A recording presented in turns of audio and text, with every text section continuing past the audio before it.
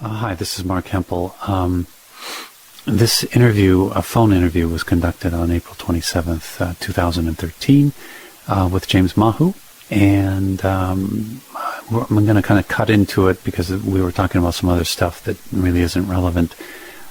So I'm just kind of giving you this heads up that it's going to feel a little bit like you just suddenly dropped into a conversation, and you kind of did. So, but it's a pretty long conversation. I think we went for a good hour and 20 minutes, or maybe even more than that. I kind of lost track. But so, at any rate, hope you enjoy it.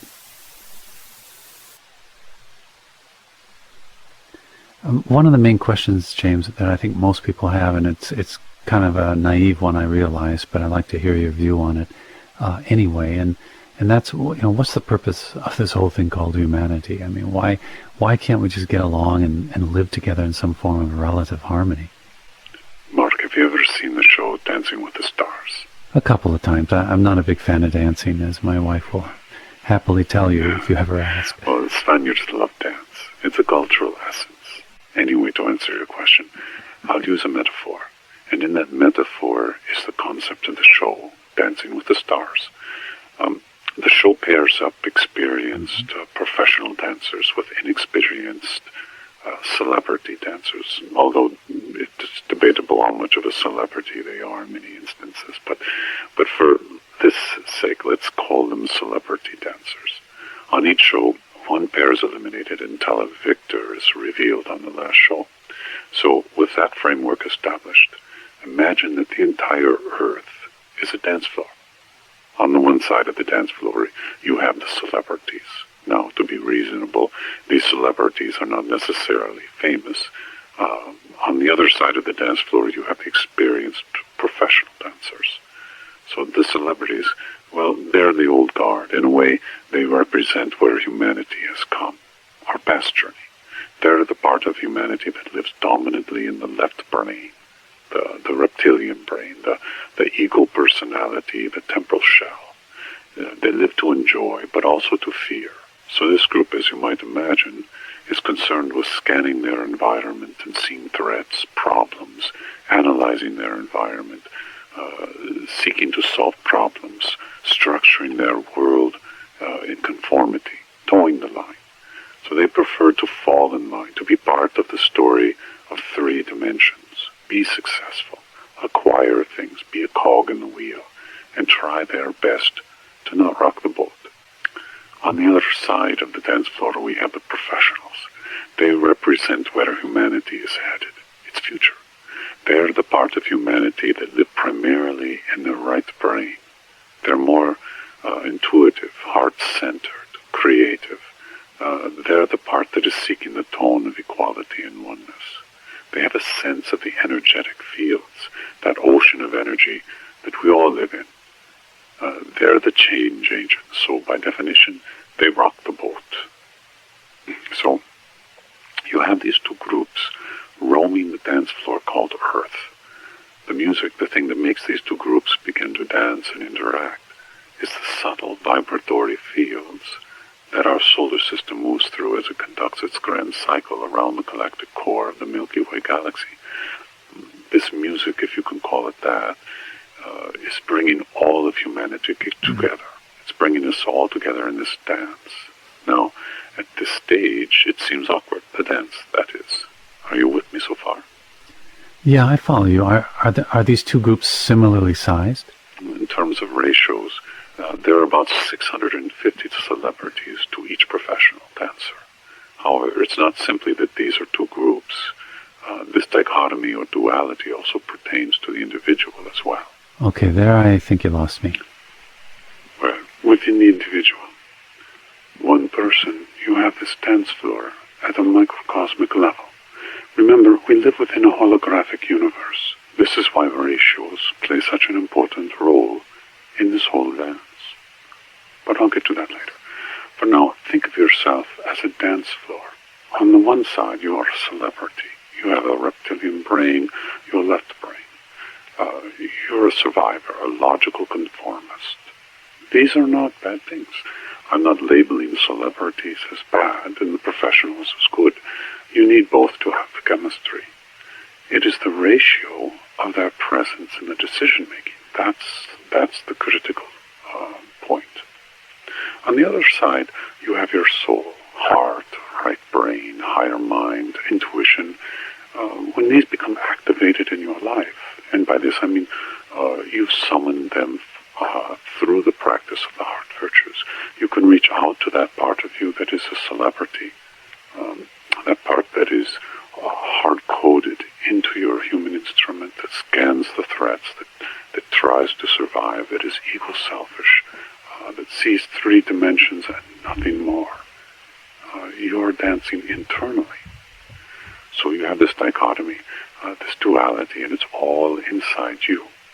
In the same way, it is all outside of you on the larger stage called Earth. So your local universe has this dance floor, as does this non-local universe, the Earth part. Does that make sense? Yeah, I think so. Back to the Dancing with the Stars metaphor. Who are the judges?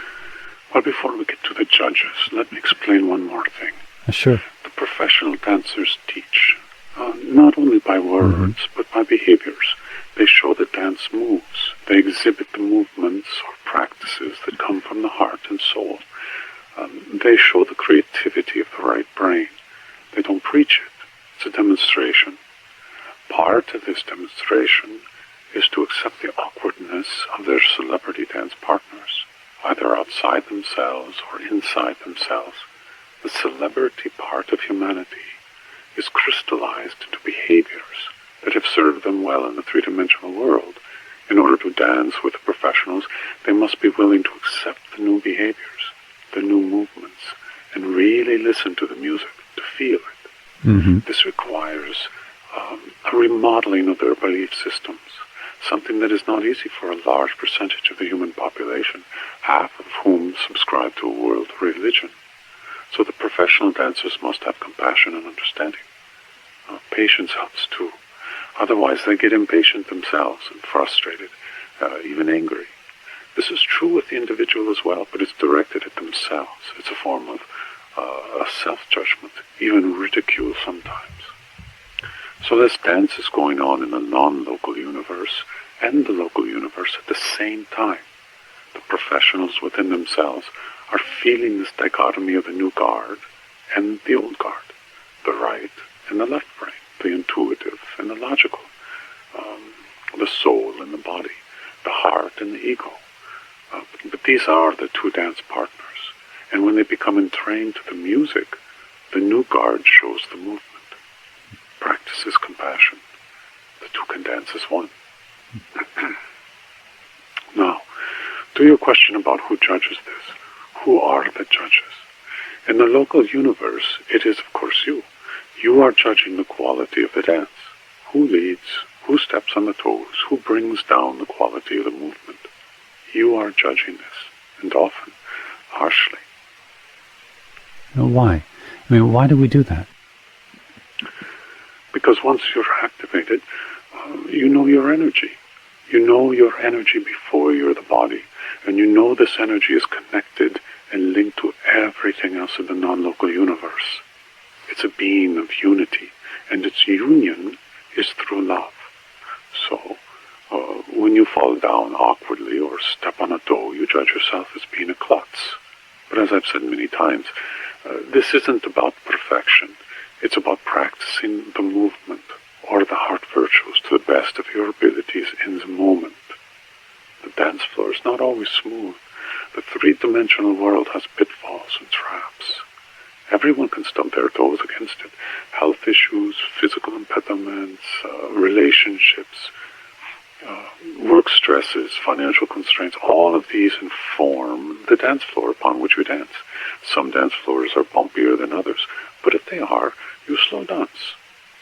You move a little more carefully when you hit a bumpy dance floor, but you can still flow.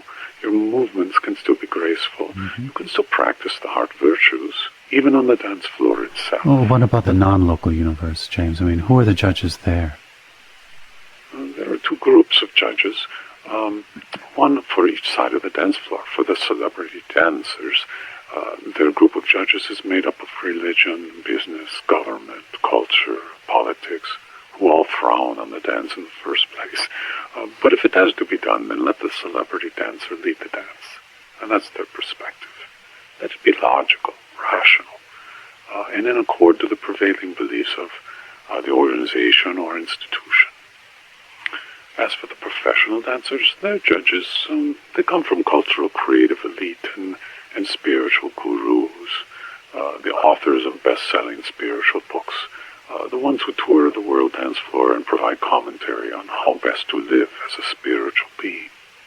Are you or the Wingmakers judges? No, we're not judges in any sense of the word. The professional judges are trying to cultivate the light worker, New Age, and Enlightenment communities. They are the ones who are the perceived leaders in these communities, providing a sense of what's practical and possible. They've become the judges in the sense that they believe they have particular knowledge of how to be a spiritual person, free of the constraints of religion or the historical mind.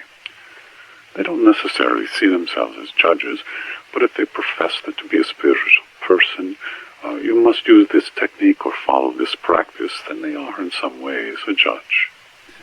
But isn't that kind of what the Wingmakers do? I mean, they talk about the 6 heart virtues or quantum pause or things like that, and they encourage practicing these things? The distinction is that we're not known. No one sees us. You could call us invisible judges, but then if you are invisible, how can you be a judge? Mm-hmm.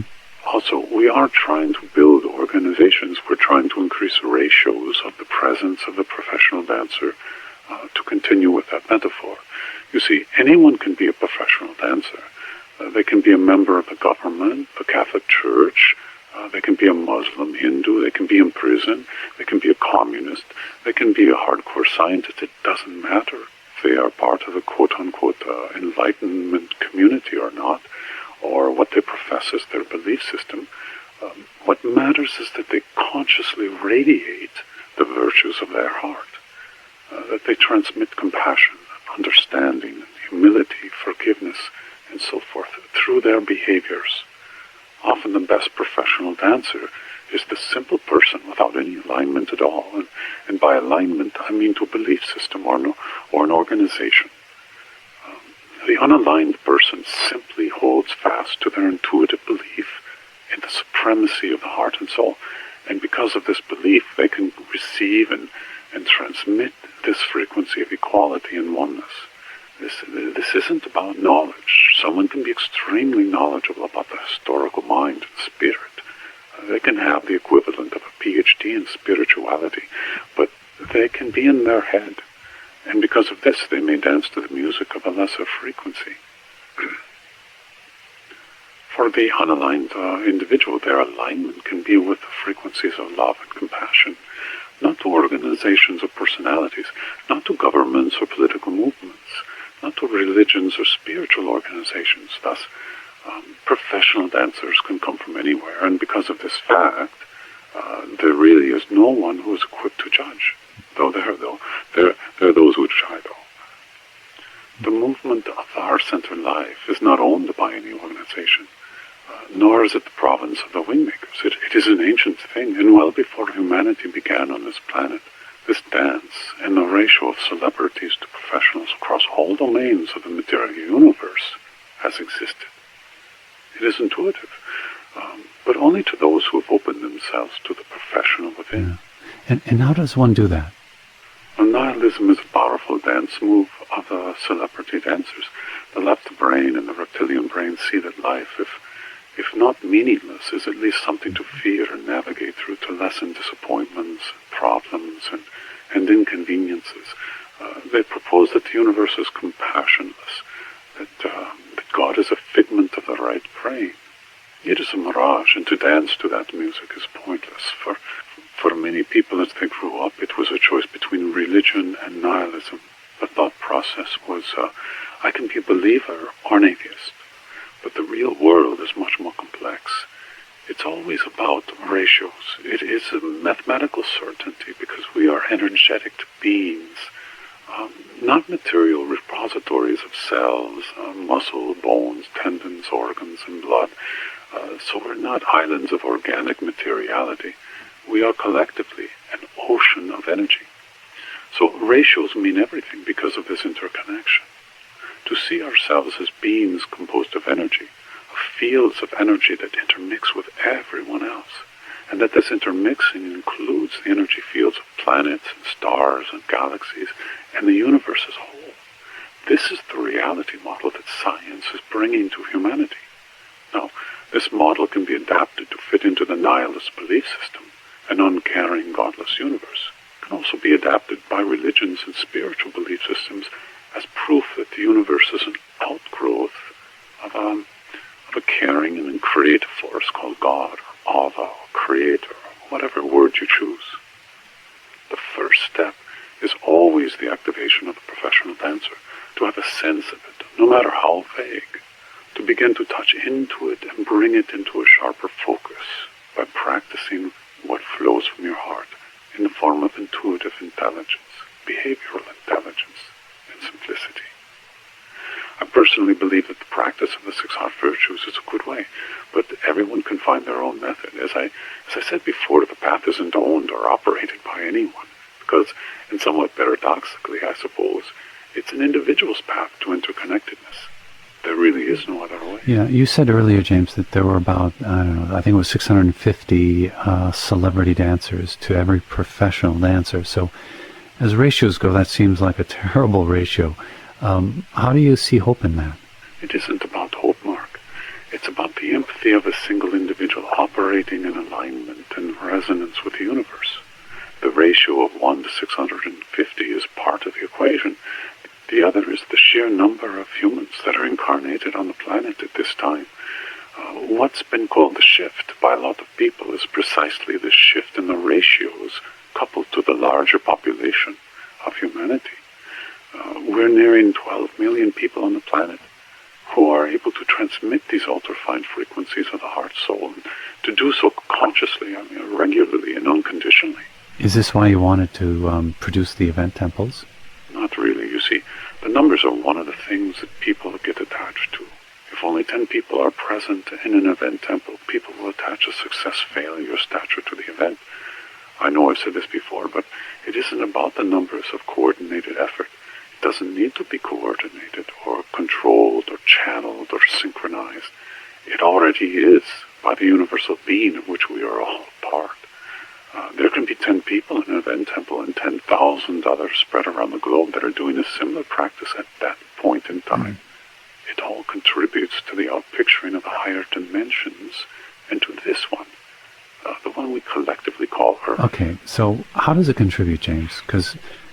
Or maybe more precisely, what does it contribute to? Because you just mentioned an outpicturing of the higher dimensions to Earth. Is that what it's all about, the heaven on Earth concept? Well, it's not so much that heaven is brought to Earth, or even that the higher dimensions are downloaded to all humans. It's more of an experiment in time. Time is the vehicle of the consciousness of humanity, much like the human instrument is the vehicle of soul.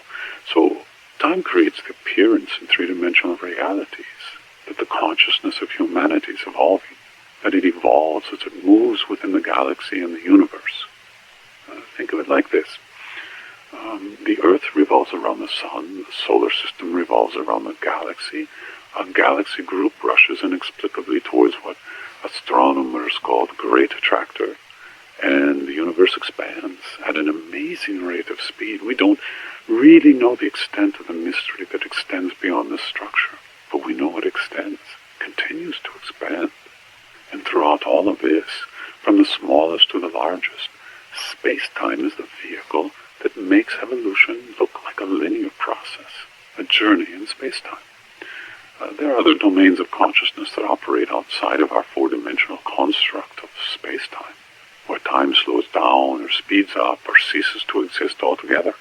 The higher fields of consciousness, where humanity is one being, this is a different form of space-time than anything on Earth, and yet this is the space-time we are headed into. When Earth arrives in this space-time, we, all humans, will feel it as a visceral experience that will reshape our attitudes and perceptions of what constitute the meaning of humanness, will transform as one being, and yet every expression or projection of individuality remains sovereign. This is the sovereign integral state of consciousness, the highest dimensional consciousness that is known within the human family. So, does this mean that humanity evolves depending on its positions in space-time? Yes, in a way. If Earth were in a frequency or energy pattern of the universe that was of a low frequency or lower frequency, then the life forms living on Earth, including humans, would reflect these lower frequencies in their behaviors and attitudes. But if, on the other hand, humanity and its spaceship Earth were in a higher dimensional field within the universe, these higher frequency energies would activate new behaviors and attitudes, more consistent with the heart and the human soul. This is why the Wingmakers look at space-time as an essential element in the equation of oneness and equality. The human family is inextricably linked to the cosmos and its position therein. It kind of sounds like astrology for the human race. Is that what you're saying? I can see where you draw that conclusion, Mark, but it's not really the same. It isn't so much about the position of planets relative to one's incarnational beginnings or Earth. It's more about the position of Earth as a spaceship orbiting the galactic center and the galaxy traveling the universe. Nothing remains static. Change is always occurring. The tempo of the change, the degree of the change, the oppositional force to the change, all of these are modulated and created from the cosmic influence. This cosmic influence can activate or deactivate influences within the human instrument, including the DNA, brain chemistry, heart, endocrine system, and other organs, you see. The fields are the only way that the universe intelligence can operate on an entire species. So, for example, a cosmic field can interact with a solar field, and the solar field can interact with the planetary field, like Earth's geomagnetic field. The Earth's field can carry this cosmic information within it, and it will interpenetrate every human being, and even every animal and plant. Everything on the planet, in a sense, is bathed in these fields. This is going on constantly. Positions in space-time are carefully orchestrated by source intelligence. These positional coordinates are not arbitrary or happenstance. They occur as an outgrowth of an intelligent process, coordinated by first source or creator. And they create the opportunity for evolutionary jumps. Some will take advantage of it, some will not. The difference is in their belief system, their ability to adapt and modify their beliefs, their practice of these new beliefs in their lives. Let me give you an example. Everyone has had this experience where they were hurt by someone. A relationship flares up and anger or frustration overtakes the person. They are in a specific space-time when the hurt occurs. They cannot forgive the person in that space-time. It's almost impossible. But in an hour or a day, they're in a different space-time, and forgiveness is now possible. If you could say that the memory weakened, and that was the reason that forgiveness was possible, or maybe the person apologized, and that made it possible, well, there is some truth in there. But it's really that the shift of space-time makes it possible, and the new energies that penetrate us. Again, nothing is static. Those who never forgive, they lock or anchor themselves into the space-time of an event, here in their mind. They've lost their ability to flow with the spaceship Earth, to see how space-time is fluid, how energies of the cosmos dance within each of us, how we are constantly changing, because we are fluid energies in constant flux relative to space-time. I know that was a long answer. I'll stop there. This question may be off base, but I wonder if you could talk about why the professional dancers don't just dance with each other, and ignore the celebrity dancers. It's actually a fair question. Let me answer it this way. Many of us are activists at heart. We feel passionate about our beliefs. We will defend them. We'll stand up to anyone who wants to change them. We'll resist those who try to sway us. However, at the same time, we're also kind of insecure in our beliefs. Activism is a form of alignment.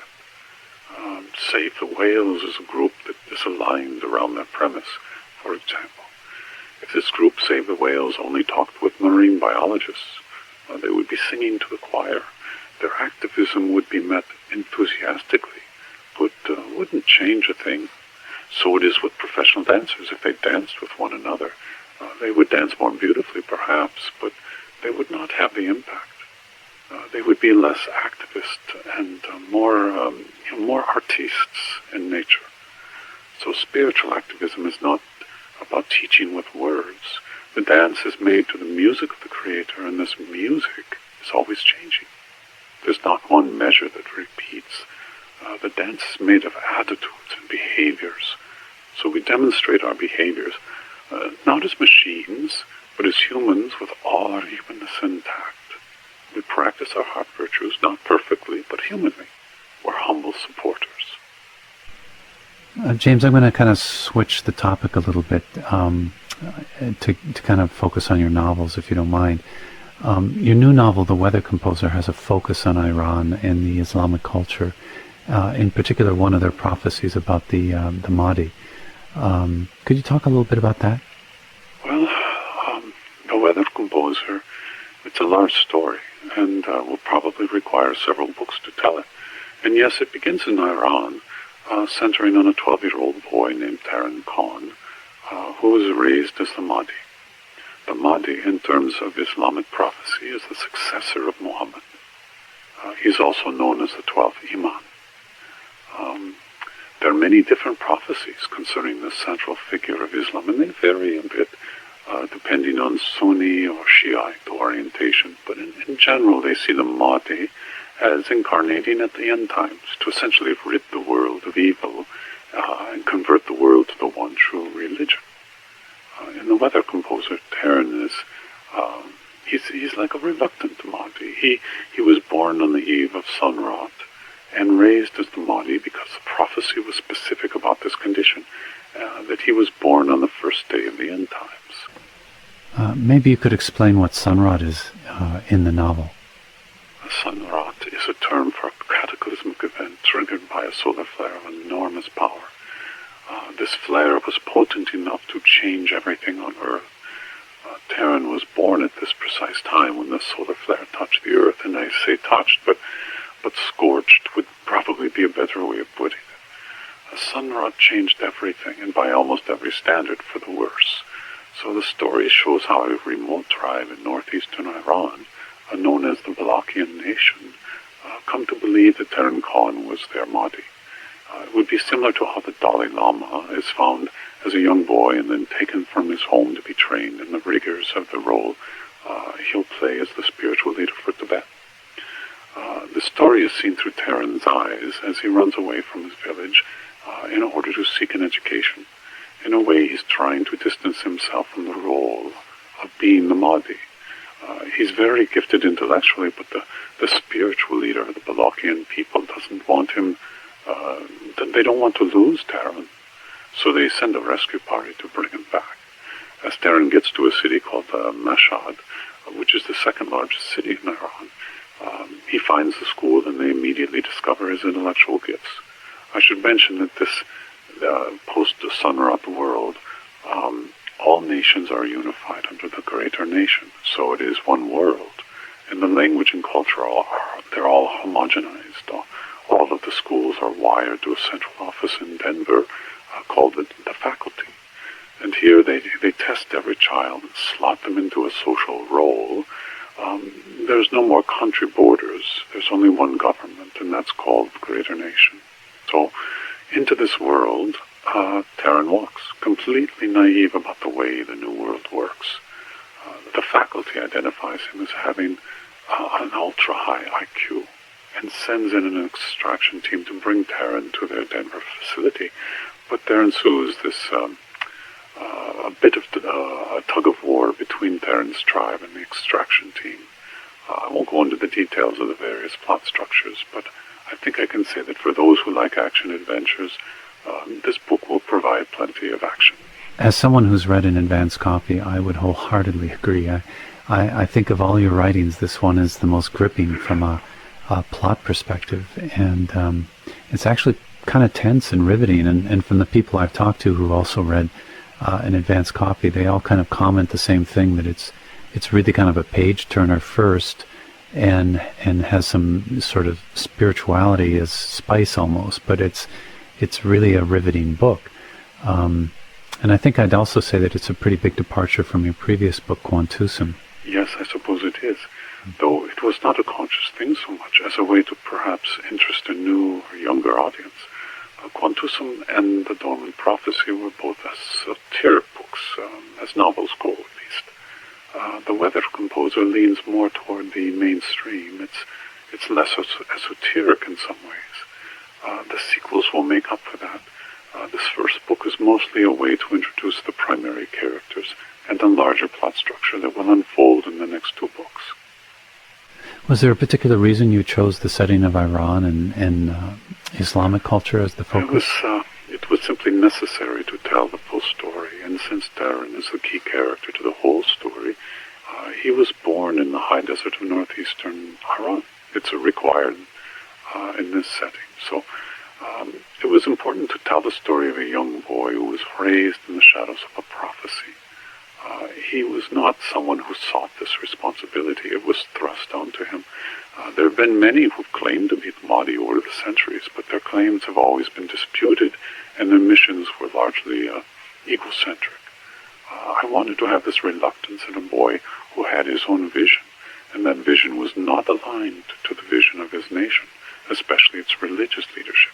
This was an important part of the plot. The story will take on a very different arc in the sequel, the second book. So it's official that there'll be a sequel to this book. When will the sequel be released, and can you tell us anything about it? Well, I'm not really sure if it's released. I would say early 2014. As for disclosing any information about it, I would prefer not to at this time. I feel that most readers would prefer to read without knowing too much about the plot, so I don't like to talk too much about my novels for this reason. Anything else you'd like to say about The Weather Composer, Book 1? I believe it will be out very soon online, and sometime this summer as a physical book, I believe. I'm planning to release it online on the Sambola platform, and as a physical book, it will be released like my other books through Planet Work Press. I'm using Sambola as the online platform because it's more advanced than the Spirit State site. I'll release it on Spirit State too, but probably after the Spirit State site is updated. One thing I've noticed, James, is that the latest books are not as involved with images and music and so on. Is this a trend in your creative process? I don't know if I would call it a trend, but it's a reality of time. I can concentrate on the writing because the story requires this. Some stories call out for other media to help tell the story. Others don't. The collected works of the Wingmakers will be released this spring, and it will certainly have a significant amount of illustrations, but that was all part of the Wingmakers project. The Weather Composer and Quantusum, for example, those are stories without illustrations or music, so it varies. I continue to compose music daily. I continue to do art as well. I even write poetry, but I've chosen not to publish these. Perhaps sometimes in the future. We'll see. I know some writers are nervous anytime they write about the Islamic culture, especially if it touches on Muhammad. Do you have any concerns that this book could cause a negative reaction from Islamic quarters? I realize this is a problem for some artists, and I remember reading just a few weeks ago about a Turkish pianist who was given, I believe it was a 5-year sentence for tweeting some unkind words about the Islamic faith. But I think his sentence was stayed. You see, this might have less to do about Islam and more to do about the Turkish government wanting to send signals to its artistic community. Artists are often the ones who speak truth to power. They're often professional dancers, back to our metaphor, because they operate from the right brain and they are more intuitively connected to their muse or higher selves. They tend to be anti-authoritative, and they can get into trouble with governments that seek to control their image. For myself, the way I presented Taran Khan, it was done with great respect for his heritage and culture. So no, I don't expect any concerns. Well, since we're on the topic of books, do you want to talk about the collected works of the Wingmakers? Well, about 5 years ago, I had asked John Burgess if he would be willing to organize the various Wingmakers materials and provide introductory commentary to the various sections. It was a very large task, but John, I'm happy to say, was willing. And he completed the vast majority of the effort before he passed away. Darlene, his wife, she took up the charge of completing the task and working with you and Tony. I'm sorry, I forgot his last name. Yeah, Saxon, Tony Saxon. Yes, well, you two have put the artistic elements to the book. Yeah, well, credit goes to Tony, really. He's done all the heavy lifting on the inside of the book. And given that these two volumes collectively are about, 1,500 pages, that's where the real work is. I did the easy part. I just did the covers. Tony's done a remarkable job. As you know, I reviewed the last iteration of the Volume 1 about 2 weeks ago and was very impressed with the overall book and how it's developing. It's a deliberate process, and the ultimate product will be of very good quality. I do think that any spiritual seeker will find its content to be a valuable resource to their studies. The other thing that will surprise most readers is that Darlene, as the publisher, has committed to publishing the book in color throughout. So all of the graphics and artwork can be shown in their full color. This is an expensive proposition for printing, but she's been steadfast in getting this done, and anyone who knows the Wingmakers materials understands that the material has a very strong color component, so the volumes will be artistically rendered, and the vibrational quality of the material will be heightened as a result. And just for the sake of anyone listening, the collected works of the Wingmakers will be separated into 2 volumes, and they will be physical books, so I'm not sure if we'll do a digital version of them or not. That's, I think, yet to be determined. The first volume, I should say, will have the Ancient Errol project book, the Neruda interviews, the art, the poetry, music, philosophy. Gosh, almost forgot the philosophy. The Lyricus materials, glossary, indices, and lots of footnotes. John Burgess was a stickler on footnotes. And then Volume 2 will contain more of the recent writings and papers. Each volume about 750 pages, and as you said, in full color throughout. So Volume 1 will be released in the June timeframe of 2013, and Volume 2 will follow, but I don't think Planet Work knows the release date for that yet. Maybe late summer or early fall. For anyone who wants to keep on top of that, they can register at wingmakers.com, and then we'll send you an update on release dates, or you can go to planetworkpress.com website and check there. I'll also keep some kind of an update on those things in the What's New section of the Wingmakers website. Having been intimately involved in the production process of the collected works, I can't wait to get it in the hands of fellow readers. I think they're really going to enjoy it. One thing I forgot to mention, Mark, is that while these volumes are good resources to learn about the Wingmakers materials and really understand the intricacies of how they all fit together, the seeker doesn't need them. I know that's not what my publisher wants me to say, but it's true. Everything I've written or produced in my life relative to this project called the Wingmakers is really, it's a prompt or reminder for those who already know the material, who already know the way to their soul but have gotten distracted.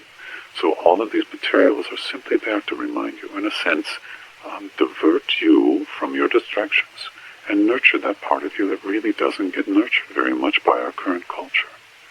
You see, the first volume is more focused on the mind, the belief system that the mind holds or becomes attached to. The second volume is more focused on the heart. In a way, these are 2 sides of the same coin, and the coin in this case is the embodied soul. Most people consider the mind as the sight organ, and the heart as the feeling organ, but the heart is more tuned to sight than feeling. You're saying that the heart has eyes? Not as we think of eyes, of course, but yes, it has vision. It sees things. We sometimes call this intuition or insight or precognition, but the vision is a heart-based quality. It's not the mind or brain or eye-brain system. They tend to get the credit, but it's the heart's vision. All of these works that I've been involved with are designed to help people see this 2-sided coin and activate the heart's vision. once that activation is made, they're on their way. All right. I'd like to change the subject if I can. Yeah, that's fine. I know you've talked about the MEST universe before, which, is the matter, energy, space, and time universe.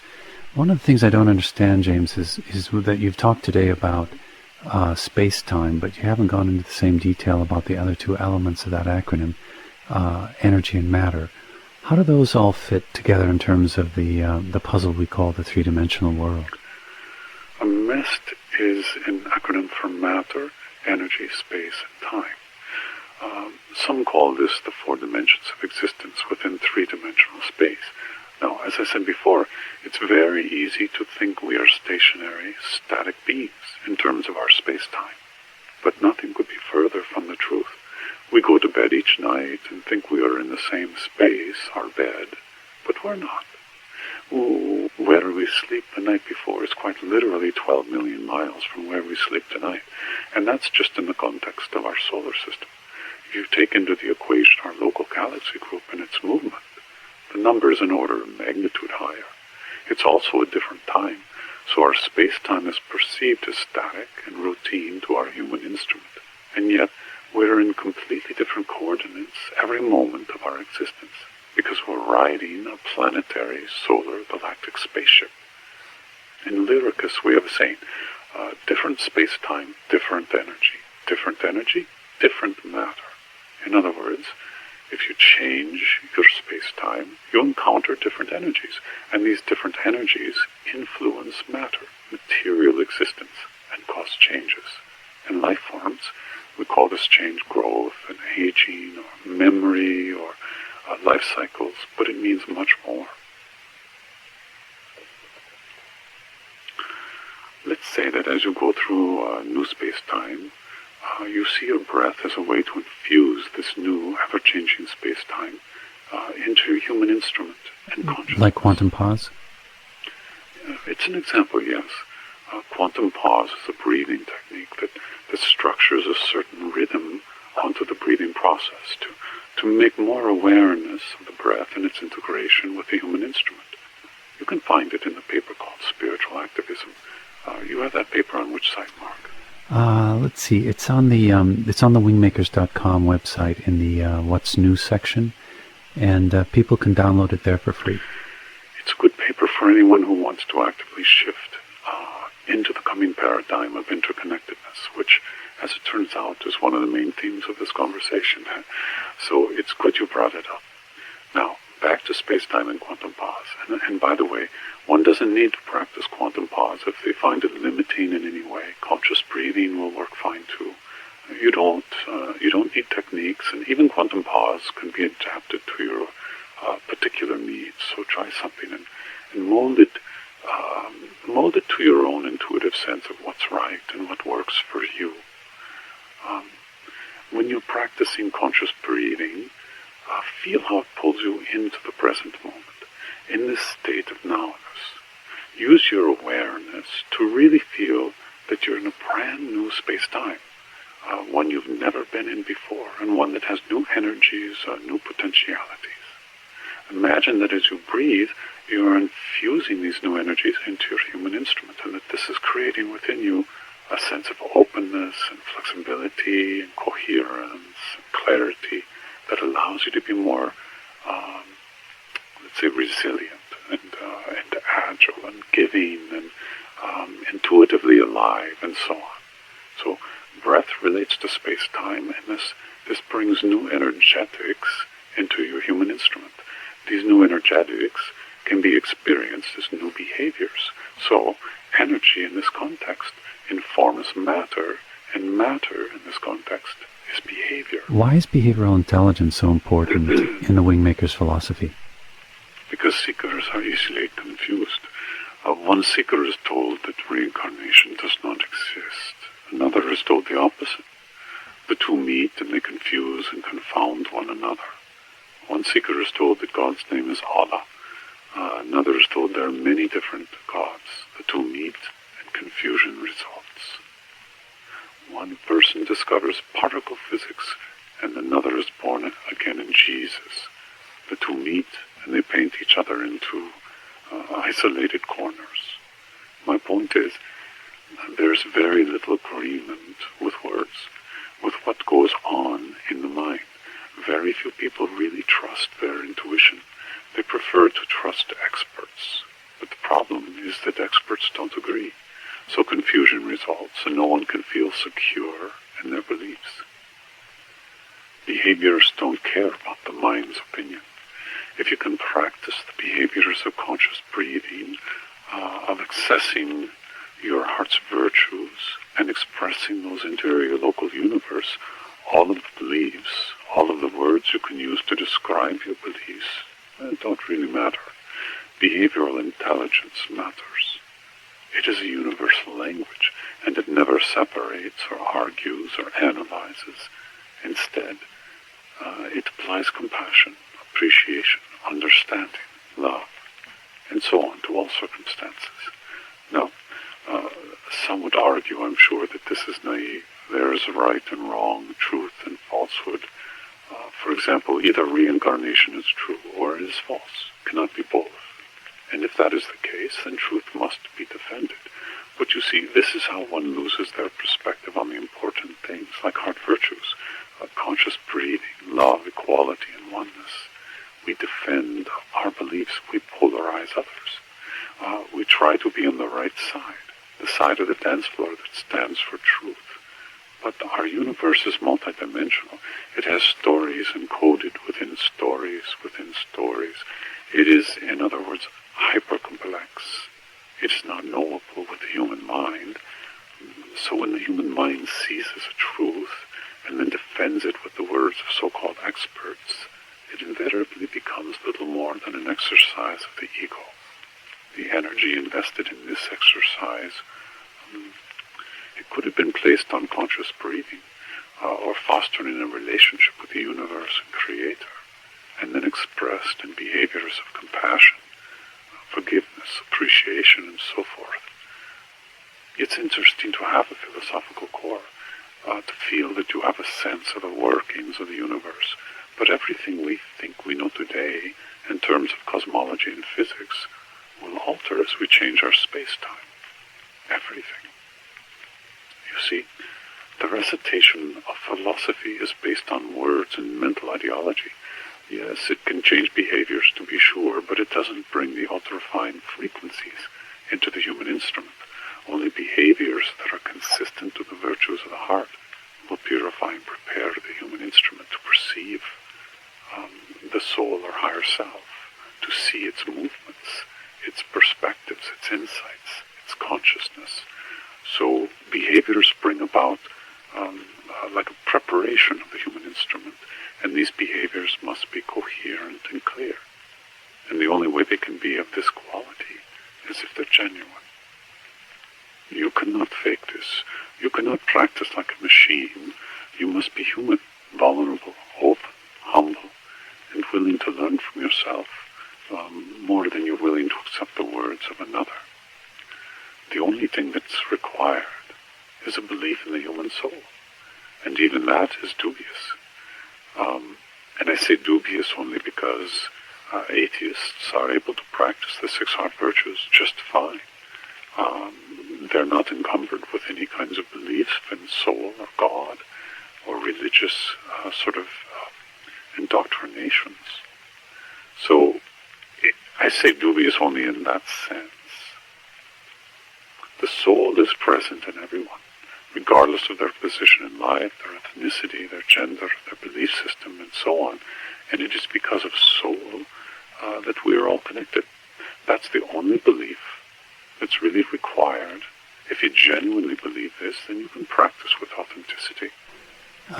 Do you know, James, many of the emails I see, people are reciting things they've been told by psychics or astrologers, channelers, ETs, Galactic Federation, things of that nature. And sometimes the information seems so detailed that I find myself thinking it must be real. But this whole thing you said about different opinions and mental ideology, it seems to really sweep people off their feet sometimes. And what can a person do to stay centered on the behaviors of the heart virtues themselves? There are many reasons. why people are inundated with conflicting information. It happens in every sphere of life. In the spiritual domain, perhaps most of all, because there's no proof. So a person can tell you that you are a reincarnation of Albert Einstein, or that you are an important incarnation from the planet XYZ, and you cannot prove otherwise. They tend to cater to the ego. This is an age-old problem. Flattery is an ancient form of commerce. It stems from the religious sectors because they have pounded into the human psyche that we're all sinners. We're constantly sinning and require salvation. So when someone tells you that you're an angel or a powerful being, it's very seductive. And while it's true at the level of soul that you are a powerful being, it's not a thing of ego gratification. It's more responsibility. It's a thing of service, not satisfaction. I'll say this. When someone tells you about you, what you're gifted in, or where you came from, what your personality is or isn't, and you've paid the money for this information, I would take their input to your heart and really review its value to you. The more detailed their information, the more you should probably be skeptical, from my perspective at least. You see, detail is used to seduce. It's like the film industry. I watched the film The Life of Pi a few months ago, and the Siberian tiger is produced digitally, and yet there were many times I found myself believing it was a real tiger. The amount of detail is what convinced me to suspend my disbelief, to accept the illusion. So it is with external inputs. Detail sells the input. The point is, where you came from or what you've done or accomplished in the past, it doesn't really matter. That's time-based. You're always shifting in space-time. You're always capable of connecting with the universe, creator, source intelligence. You can summon this higher consciousness within you and transmit it to those in your local universe. You can be a student of your heart. If you fill your mind and ego with all of these personal details of your past self or future self, what does it provide you? Clarity or confusion? I can assure you that if you can get 10 readings from 10 different sources, you will be confused. The overlap will be 10, 20% perhaps, and the rest will be divergent and impossible to decode into a meaningful picture of purpose. So I would advise spiritual seekers to place their attention on behavioral intelligence. Practice this. Don't fill your mind with complex details to confuse and confound and separate. Behavioral intelligence is what you're here to learn and express. How does conscious breathing help in developing one's behavioral intelligence? Well, let's say I practice quantum pause, and while I'm breathing, I become conscious of the new space-time I'm in, that unique part of the universe that my local universe intersects with in that exact moment. I choose to breathe in the feelings of compassion. Every breath I inhale, I imagine it to be compassion, which is to say that any in-breath can be imbued with virtue. I summon it to my human instrument and let it saturate me like an internal waterfall. You could be in a jail cell or a villa in the south of France. The space-time that intersects your local universe can be modified by you. You are the alchemist, the creator. You can use your imaginative powers to imbue your in-breath with a virtue like compassion or forgiveness or humility or valor or understanding or joy or love or whatever you would like. You're the creator, and the new space-time is your canvas. The new energy fields that flow through you are carriers, and as they sweep through your local universe, your energy field, they carry it to others, and the distance they're carried is not bound to Earth or limited. So you're saying our personal energy field affects the larger fields, even beyond our Earth? Well, you can look at it this way, Mark. The human instrument is a little like a factory. It has a body, brain, a central nervous system, and other organs. These are the physical aspects, the foundation of the factory, if you will. Then you have the heart and mind, and together these co-create emotions and behaviors. The heart and mind are like the employees, and the emotions and behaviors are like the products. And then you have the soul, the spiritual essence of the individual, the God spark. This is like the customer, the one who uses the products that the factory makes. Sometimes, if a factory produces products that are of low frequency, dense energy, the soul or customer doesn't use the product. It can't use it. It's like buying a device that was designed for a different voltage. It just doesn't plug into the wall. The emotions are the product of how the heart and mind operate together in coherence. If the mind is prayerful and contemplative and receptive, summoning the universe for support and so on, the mind is then engaged with the heart, because this kind of mindfulness attracts the attention of the heart. It begets behaviors that are intelligent. And what do I mean by that? Behavioral intelligence is the ability to self-manage the coherence of the mind and heart, and to do that, to create emotions that are balanced and resilient. This isn't about sentimental emotions or passionate reactions to the wrongs committed by the powers that be, as if we need to start a revolution. Rather, it's a steadfast inner conviction to seek the expression of the heart virtues in every affair of our lives. I want to be clear. Heart virtues are not emotions. They're not thoughts. They're behaviors. The heart's intuitive inputs, coupled to the higher mind's insights on how to express the virtues for a given situation, these are the chefs that create the behavior of virtue and then take it to market. Similarly,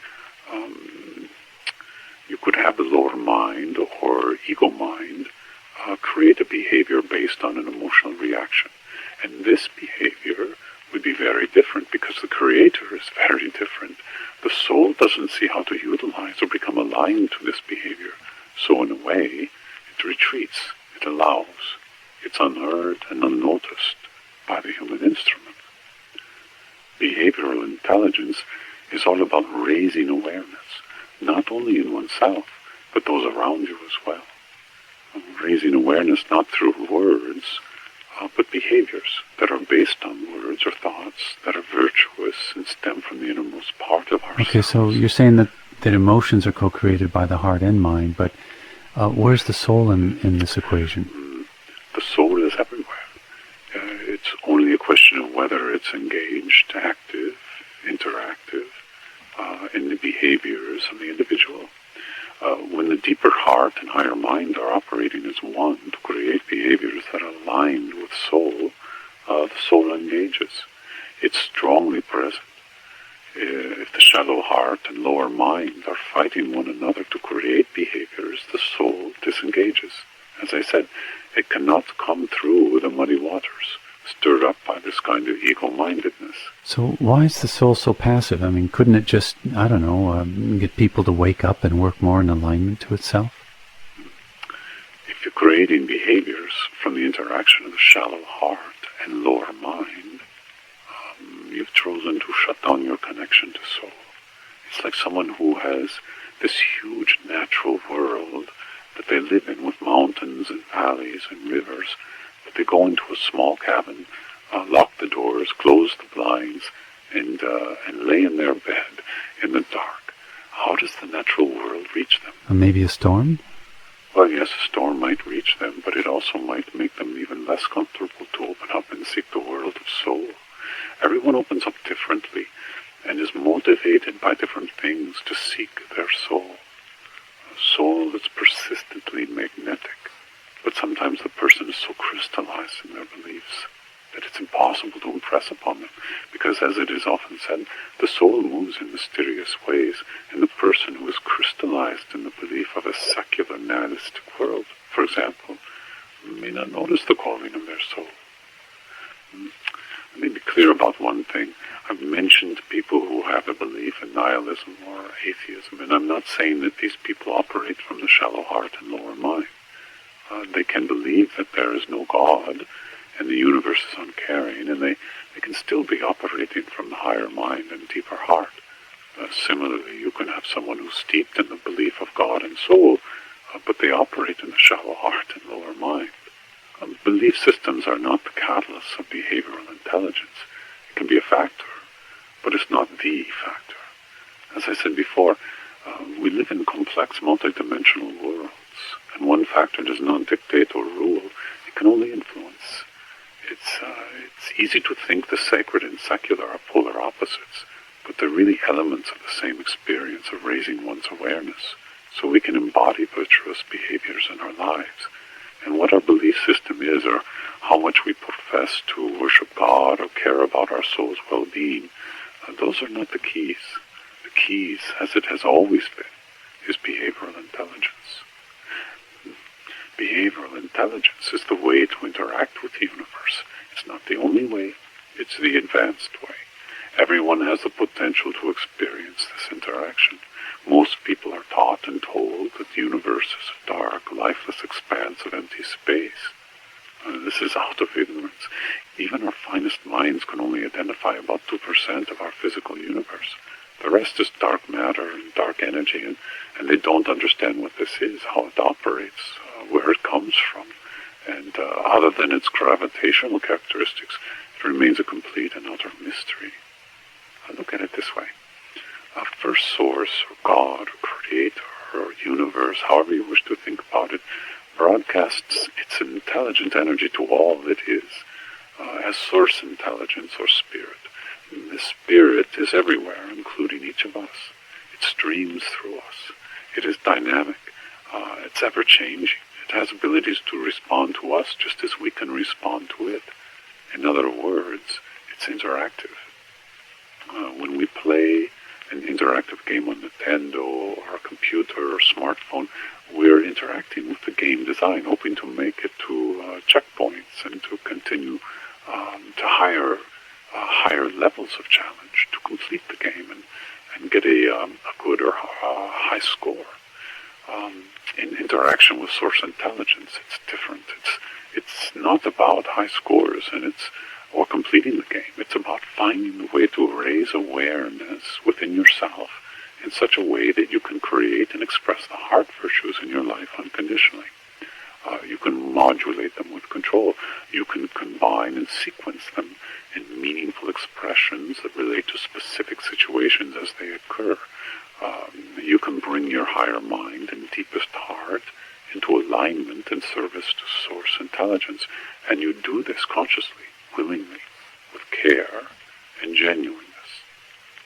This is the interaction that one has with the universe, and you will learn over time as you practice this that the universe listens, it responds, it rearranges itself. I don't mean this literally, but the outpicturing of the universe as it pertains to your local universe is not a mechanical wind-up toy that pursues its mission unperturbed by a single human field of consciousness.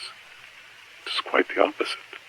The human field, both individually and collectively, shapes the universe expression on Earth. And I don't mean the position of stars or planets, or weather systems, etc. I mean right down to the particulars of who enters or exits your life, your work, your mission, your emotional interactions with people, what you read and study. All of these things, to name just a few, are part of the complex nature of how the universe responds to your fields, what you express through your human instrument. So, in a way, if you wanted to humanize it, you could say that you and God are partners. The more you see the value of this partnership, the more you can feel and see the results of the interaction. This is that concept that there's no coincidence. Everything is purposeful and interwoven. Not really. That concept is more passive, where you see the world's events as being guided by a wiser hand, and you surrender to its urges, motivations, insights, and will. The surrender is an act of passivity. Interaction, on the other hand, is a partnership. Energy is exchanged, not simply accepted. Missions are co-created and even co-founded. There is self-responsibility in the interaction and partnership. there's a feedback system. The universe is not an authoritarian.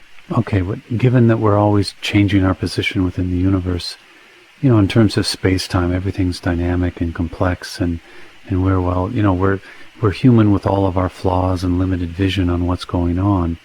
It seems like surrender to a higher power is maybe not such a bad idea. The passive approach denies the interaction and partnership. It limits the role of the human instrument. For example, I'm a leaf on the river. That is surrender. I'm an artist with a paintbrush and canvas, with a powerful muse to inspire me. That is interaction. So everything that's complex seemingly shouts to us, you're out of your depth. Those are the fears of self-responsibility. So most people either surrender to the culture or to the creator. Let me give you an example. I knew a person who was haunted by a past very negative experience, something that she couldn't forgive. I told her that forgiveness was her key, but it had to be unconditional, to which she said it just wasn't possible. She needed the person to admit their mistake and apologize. But I said she might have to wait a long time. If she forgave them unconditionally, she didn't have to wait. She looked at me and said, only Jesus can forgive unconditionally, not regular people like her. That was her perspective, that expressing the heart virtues unconditionally was reserved for the likes of Jesus. It isn't reserved for anyone. Anyone can do it. Anyone cannot do it. There's no reservation system either way. It's choice. It's a partnership with the universe. It's seeing the value for oneself to lead instead of to follow another, to be active instead of passive. Why is it so hard to practice these virtues like forgiveness unconditionally? I think most of us know what this woman means. Sometimes it seems impossible to operate unconditionally. You see, the majority of people are gridlocked inside their heads, mostly on the left side and mostly down in the reptilian brain. It's easy to do. The cultural creators make it easy for us to live in that part of our human instrument and base our decisions and belief system from there. Then we think in our lower minds, and our heart's guidance is shallow. In this state, ego decisions, ego-driven decisions, I'll say, aligned to the culture are what we tend to rely on. When the ego is driving the decisions, then the idea of unconditional forgiveness or compassion or appreciation, it's nearly impossible. And why is that? Because this is the long path, the path of self-responsibility. Most people want to get rewarded quickly. They want to see results quickly. They want to win accolades fast. In this time more than ever before, because technology delivers answers quickly with a voice command to Siri or a mouse click on Google. Solutions now. The faster the solution, the more the ego is gratified. The quick solution, however, doesn't bring a real sense of wisdom or inner competence. There's like a hollowness to it, a fabrication. To secure that sense of wisdom, you have to be willing to persist and be committed to the long path, where you're the conductor of the symphonic emotions created by your deeper heart and higher mind. In a way, you're a conductor. The left arm is your deeper heart, and the right arm is your higher mind. And together they conduct the music we call emotions. If they operate in coherence, they create music, not noise or distortion. Most people, when they conduct their emotions, the two arms do not conduct as one. They flail their arms and they are out of sync, and the emotions are expressed accordingly. Sometimes stress will do this, sometimes drugs, sometimes old habits, sometimes sheer exhaustion. Sometimes the culture seems to shout, do it this way. There are many, many reasons, which is why it's so important to practice something like the heart virtues so that you can regain your balance when you slip on the banana peel. The long path is not for those who are bound to the needs of the ego, because it's the ego that craves quick mastery, quick results, and the actual benefit of those quick results to others is not the concern or objective. It's It's the rewards of vanity and glamour and their various manifestations that truly motivate the ego. Many paths, have that the mind as the key aspect of spiritual discovery, and you speak about the ego, which is an aspect of the mind. Is this why the long path is difficult? Because the mind being the centerpiece. The mind seeks causes. It's a cause and effect calculator in many ways. The ego seeks to be associated with causes like climate change, political parties, religion or culture, or gun control or child protection, etc. The list is very long. Almost everything is a cause-related activity, and the mind loves being part of something that's evolving an agenda that the mind agrees or resonates with. It also allows a sense of community, the cause itself. When the Wingmakers materials were released, I know many people wondered why I chose to remain anonymous, but Lyricus is not an earthly organization. There's nothing to join for a reason. There's no cause we are trying to achieve. Yeah, but isn't the discovery of the Grand Portal a cause? No, it's not. The Grand Portal is a technological discovery, and it'll be made not as a cause-based effort, but it'll be a discovery that'll erupt out of thin air, where no one predicted, and those who discover it won't really understand what they discovered until others step in and demonstrate its importance. The cause will then begin as the controllers try to contain it, hide it, cover it up in fear, and then the cause will be centered on nurturing the technology and making it available to all. There are organizations on Earth right now who are quietly working towards this discovery, but they lack the resources to realize their ambitions. The discovery will be made by well-funded organizations that are pursuing a different objective. They'll make the discoveries by accident, and those lesser-funded organizations will incorporate the discoveries and repurpose them. So the discovery itself isn't a cause-based initiative, but once the discovery is made and solidified, protecting it and distributing it to the public domain, then it will become a cause then. You mean the scientific discovery of the human soul, right? Yes, I was going to mention in one of your previous questions that Lyricus sees the mind and heart operating in unison. One is not the guide and the other the follower. They're co-creating the ability within the individual to incubate the sovereign individual consciousness, to nurture it. This is the consciousness of unity and equality, coupled to individualism that isn't ego-based. It's the consciousness that's being born on Earth, and the Grand Portal is the technological force that will help to unleash its presence to humanity. I know you've written about this in the Lyricus materials, but why would anyone want to cover up the existence of the human soul?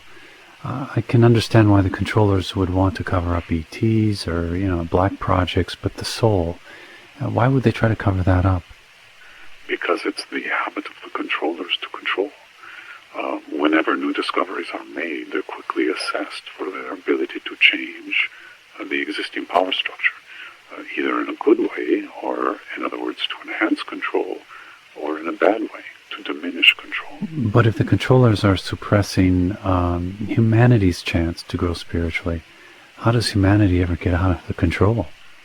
The controllers are part of the system of ascendancy. They're not controlling the system. The system is vast. It's a network that extends everywhere and to everyone. No one group or entity is controlling it. They simply think they control a very small part of the system called material Earth. Even this they don't really control. You can take the internet for an example. The controllers initially thought the internet would be useful to control educational innovation via ARPANET. And then they thought it would present a communication infrastructure within the military-industrial complex via DARPANET. What they didn't see was the spillover into the life of citizens. And effective capitalism did that. When the World Wide Web entered the picture, they were hopeful that it'd stay in the business domain, banking and industry and so on. But as we know, it's the global communication system. And now the controllers have adapted to try and use it for surveillance and personal data acquisition and banking and so on. controllers never wanted the internet to become what it has. So the premise that humanity is crippled in its ability to grow spiritually because of the controllers is simply false. They make it more challenging, which is the way the system is designed. Souls don't incarnate into a human instrument to experience ease and spiritual bliss. They experience this separation from source intelligence willingly. They know it will be a challenge to navigate to their soul and deeper heart when they incarnate. They know it will be a challenge to learn to express the higher frequencies of the heart unconditionally in this world. But they also know that there will be help. And in what form is this help offered? I mean, where does it come from, and how do people recognize it? The help is everywhere. It isn't one thing or one organization or religion. Help is everywhere. It's really the perception and the attitude of the individual that makes the difference. It's in all things. So when the individual is ready, they see something or feel something or learn something that wakes them up. It activates them to seek their higher self. And where this wake-up call comes from varies tremendously for each person. But once they awaken, they'll seek what is hidden from them. They know instinctively it's hidden. The truth is veiled. They might not call the controllers by name or title, but they know they exist, even while they don't like to admit it. Why is that, James? I know many people who get pretty uncomfortable the moment you start, to talk about these subjects that pertain to the controllers. It's a bit scary, unnerving.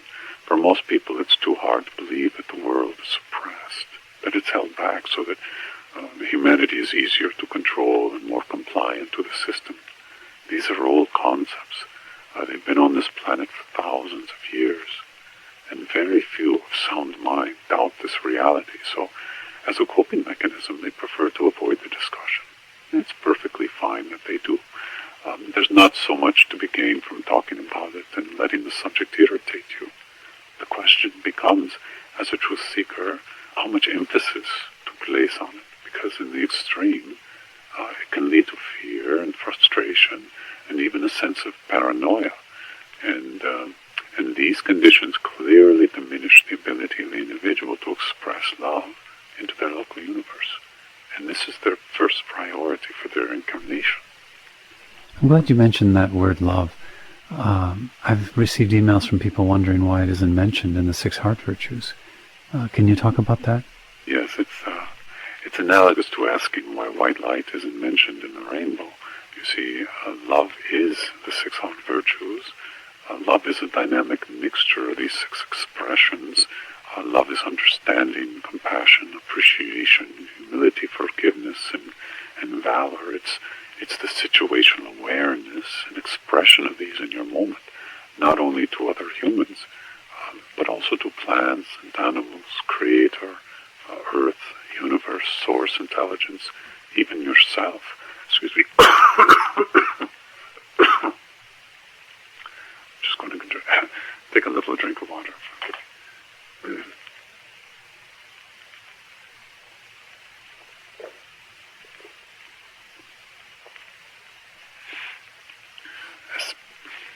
As space-time shifts and changes, new energetics are encountered. And these energetics can either be accelerators or they can be brakes on consciousness. In periods of acceleration, change is occurring at a more rapid pace. So love is even more important. But love is paraded to the heart virtues with authenticity. This is why authentic love at this time is the only requirement of a belief system. I'm not sure I understood that. What do you mean by authentic love? Love is the situational expression of the heart virtues, and to do this unconditionally, you must be authentic in your expression. So for anyone to profess that they follow the 6 heart virtues, there's a responsibility to be authentic practitioners. Otherwise, your belief isn't practiced, and if that's the case, why have a belief? So you see that this choice to have a love-centered life is a responsibility. If you resonate with the heart virtues, if you understand their value, not only in your life and those of your immediate friends and family, the broadest definition of oneness, then you also understand that they must be practiced unconditionally. Otherwise, they're a mere convenience. Their potency is in their unconditional expression and awareness. You've used that term a couple of times, situational awareness. Can you explain what you mean? The heart virtues come to you, and you're expressing them. Situational awareness in this context is simply being perceptive of their entry into your local universe in the moment. Sometimes it's very obvious, sometimes it's very subtle, almost undetectable. It's important to perceive what you're being given unconditionally as much as it is to express unconditionally. You could call it precognitive appreciation. Your in-breath is an example that brings you life. Water is another example. A kind word from a colleague is another example. The list is very long. So you become adept at sensing how the universe and your local universe is bringing you virtues, even when they appear not to be present. That's the unconditional part, the heart part. But everything in this world is about cycles and ratios, and these always modulate and shift in space-time. That's why I call it precognitive awareness. Sometimes you have to imagine the virtues even when they're seemingly absent. They will come in time. James, it seems like the world's dysfunction grows in many ways. Take the example of the economy or terrorism or the natural disasters.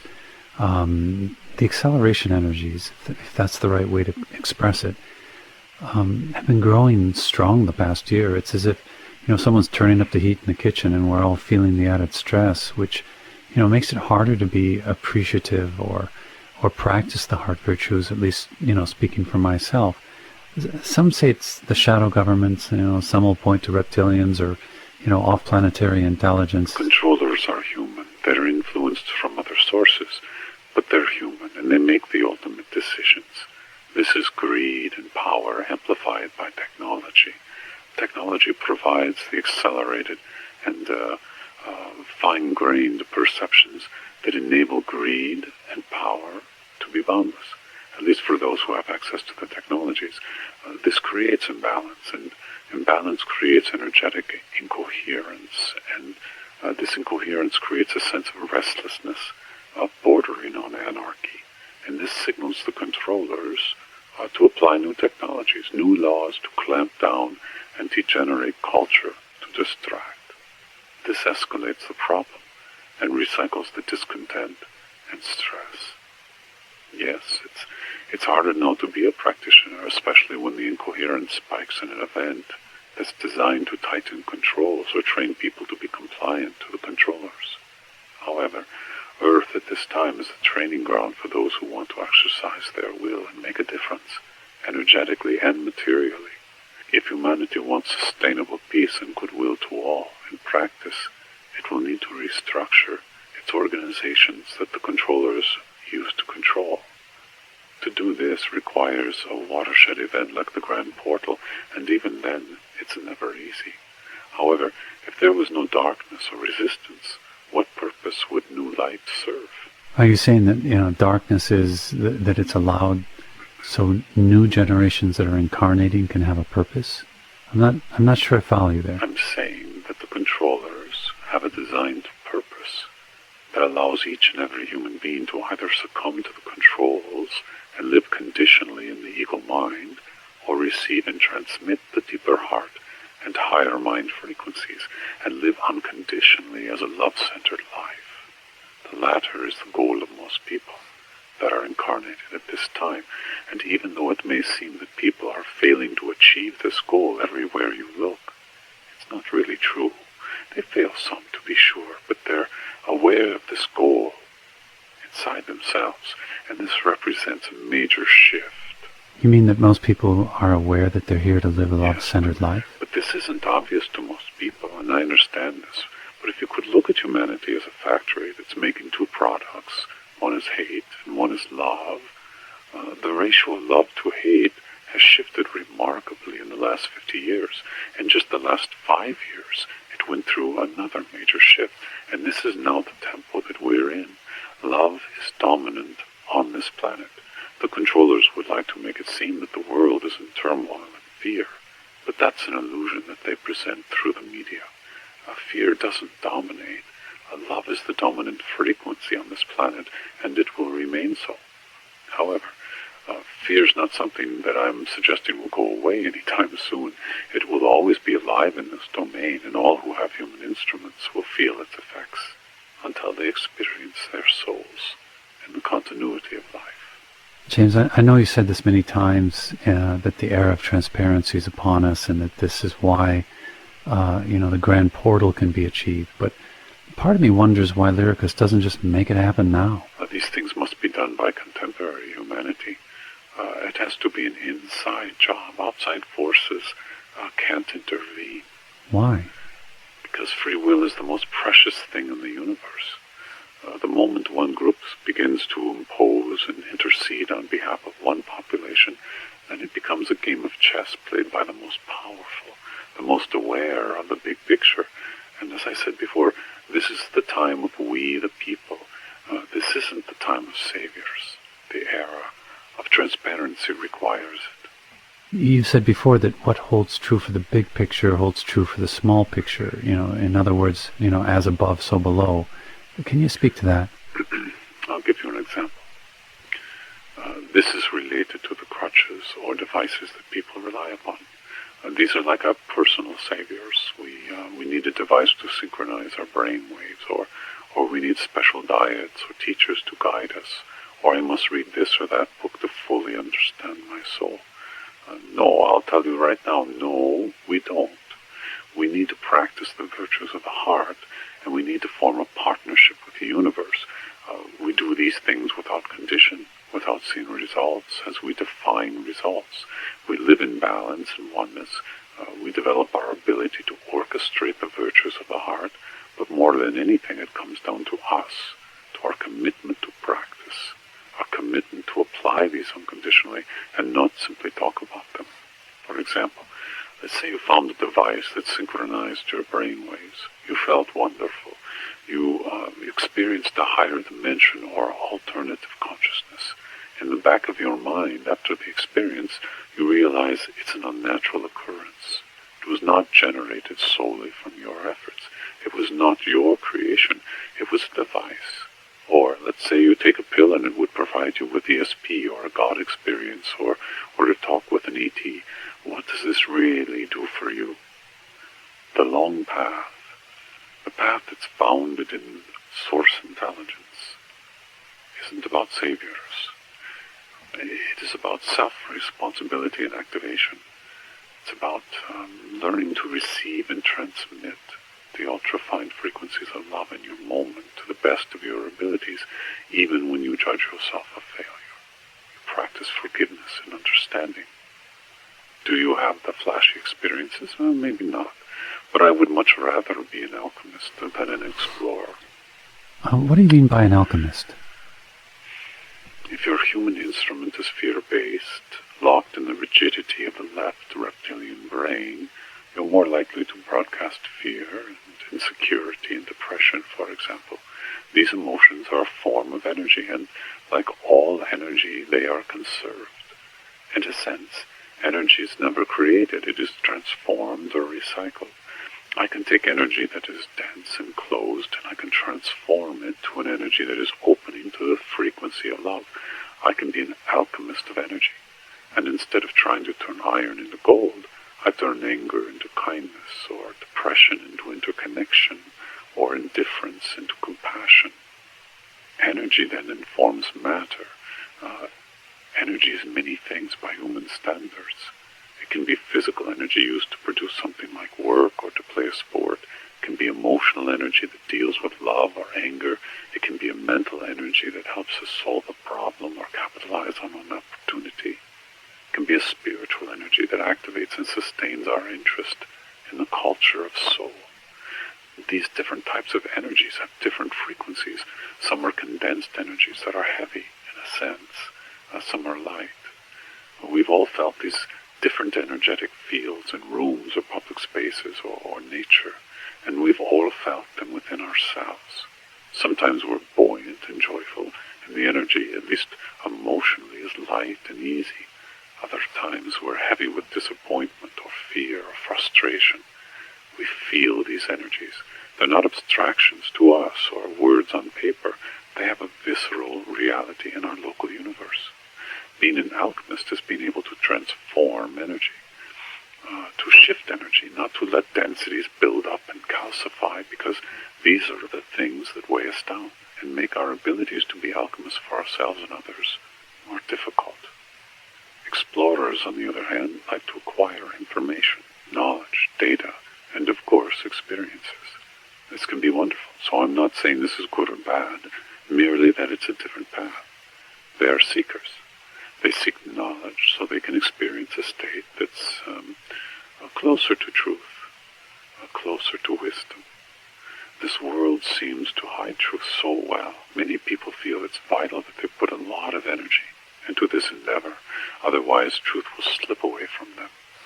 I refer to these seekers as explorers. However, behind this acquisition of knowledge gnaws the question, is this really why I came here? Is this why I incarnated? To acquire knowledge? Especially, as I mentioned before, when the knowledge is often contradictory or lacks any grounding in fact or proof. For some, the answer is yes. For many, though, the answer is that they came to be alchemists.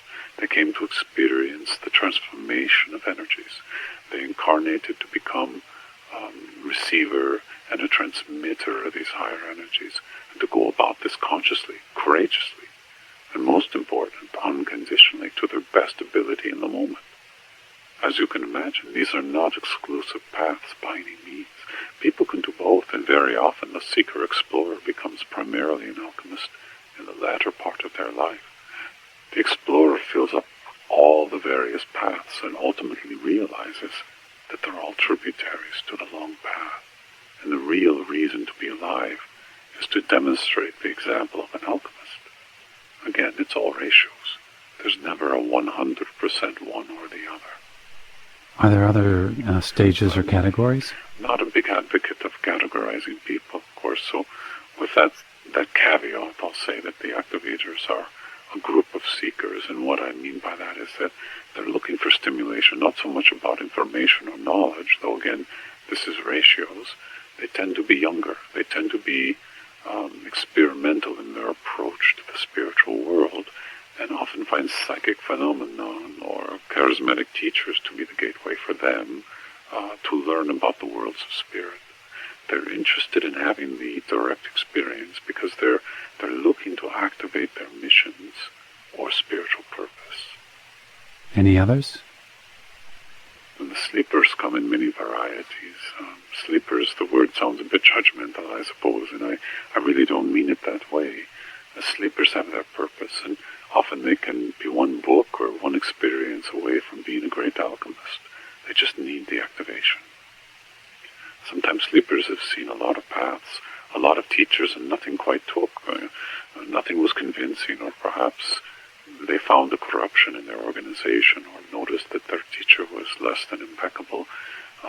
They had a bad experience in their pursuit of the spiritual dimension, and they went back to sleep, seeking familiar comfort in the material world and trying to reimagine their life as an ego-driven personality. Sleepers can also be content to conform to the social order, so they accept the world as a place where the acquisition of material objects is king. But sleepers know that something is missing, and that's proof. And proof of what? The world is only three-dimensional, physical, and that consumption is king. They wonder why most of the world's population believes in God, but behave as if there isn't one. They wonder why saints exist, why mystics write similar materials throughout time, why some have experienced these alternate realities, or some have astonishing skills that can't be accounted for. Often they've had ESP experiences or events themselves, and they can't explain it. There's a very long list of things that poke and prod the sleepers to wonder if they should remain asleep. Proof in this case isn't that God exists, it's proof that God or a spiritual domain doesn't exist. The last group I'll mention is the absentees. These are the ones whose incarnation was disrupted by some event or series of events that placed them on a trajectory of pain or guilt or resentment, anger, fear, etc. They became lost to both the material and spiritual worlds, and they burrowed into their own worlds for safety, or so they thought. Often these are fantasy or imaginary worlds that are neither real nor helpful to their missions as embodied souls. There are others, but these will give you a general sense of the different groups, and again, one person can be in all of these groups, and the ratios can shift over time. Others can be in one group predominantly, and something comes along in their life, and they suddenly migrate to a new group. But the group to which the Wingmakers are aligned, at least mostly aligned, is the alchemist. Because there you can be a potent force for good. There you can impact on an entire planet because you're in a trusting partnership with source intelligence that lives inside the heart virtues. And you don't need to believe in God or religion or a master. You simply need to practice the virtues of your own heart and your own life in the moment. It's really that simple. Though the practice is challenging, the process itself is kind of modest, without adornments or rituals or techniques other than the ones you create for yourself. James, I want to be respectful of your time. This interview's already gone over the time I had, asked for. So is there anything else you wanted to cover before we come to a close? Well, let me just say, Mark, that I enjoyed our conversation. I know it went a little longer, and I apologize. That's, for me, I start talking sometimes, and it's difficult to stop. I think I said everything I needed to. Perhaps we can do this again. Yeah, every 5 years or so, you mean? Well, maybe we can do them a little more frequently. I hope so. Thanks for your help, Mark, in putting this interview together.